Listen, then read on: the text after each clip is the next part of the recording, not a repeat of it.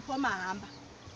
Ndiri aspiring MP candidate weChitungwiza constituency. Ndiri mubato reBuild Zimbabwe Alliance BZA, bato rinotungamurirwa naDr. Noah Manyika. Sekuziva kwedu tose mushamukadzi, ndakaona zvakakodzera kutoti ini semudzimai samai nditomirawo mukati meino nzvimbo. Kubva pachitanga nzvimbo ine haisati yambotungamirirwa nemunhu wechidzimai. Saka ndakatoona kutoti nzvimbo ine inotoda mai, moyo wekubereka uzere pano.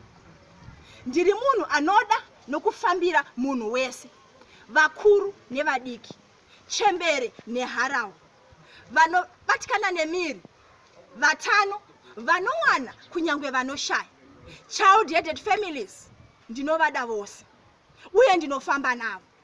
Saka ndakaona zvakakodzera kutoti nditouya, nditomira, nditototi basa rienderere mberi, sezvataita pano pamba patasvika, sekuratidza kuti tinoda munhu wese.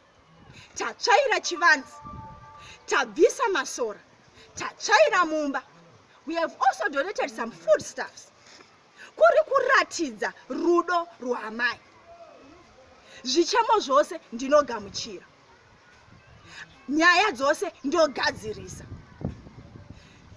Ndinokumbira mundivhotere musarudzo dziri kutevera. Make me your voice in parliament. Voterai ini bhizakadzi Chipo Muhamba. Pabhiza ipapo, ipapo pabhiza. Manyane pizza, pizza chireyo. Manyane pizza, kuti urarame. Manyane pizza, kuti urarame. Manyane pizza, pizza chireyo.